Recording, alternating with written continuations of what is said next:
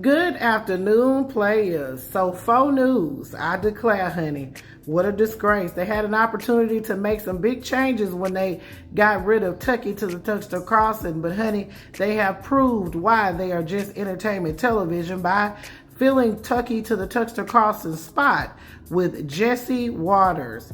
Y'all go ahead and grab your tea and have a seat. Let's talk about the new faux news. So there's been some big changes over the past few months with faux news, honey. The biggest change is that they had to pay a $787 million settlement to Dominion voting machines after they settled a defamation lawsuit with them, honey. And then we had them firing Tucker to the Tucker Carlson on his day off, allegedly.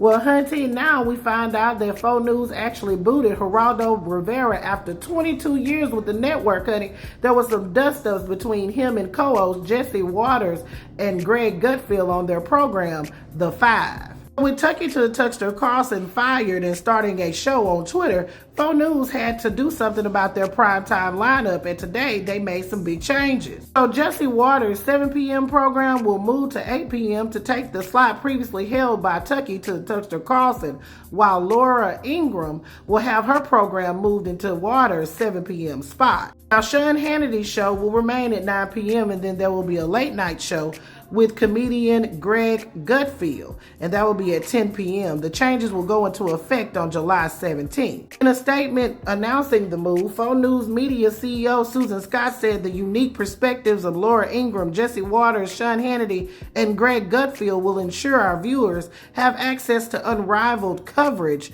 from our best-in-class team for years to come. So basically, they won't be firing anybody else on their day off. Now, the Frumpy Tank Sniffers and the Magamites are not happy, honey, even though this guy seems to be right up their alley. They're not. Where are blacks thriving in Marxist countries? They're not. And if you look at the end of European colonialism, when the United States basically destroyed all of these empires and the African nations were allowed to be self-determinative, the ones that embraced Marxism, they got set back decades. Gabbard's now at maybe midfield, but he has to understand homelessness isn't about lack of affordable housing. It's about drug addicts that want to wander around and live in tents on the sidewalk.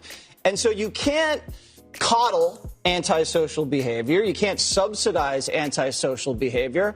You have to stigmatize it. This was not a plea deal. This was a cover-up. There's no way this is going to take 5 years for a case like this. They didn't even open up the laptop. Take a look at some of his latest work.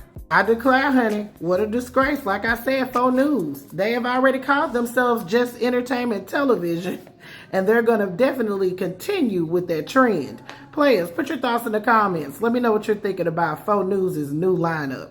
This is Double D Mova, reporter for the Black Accurate News.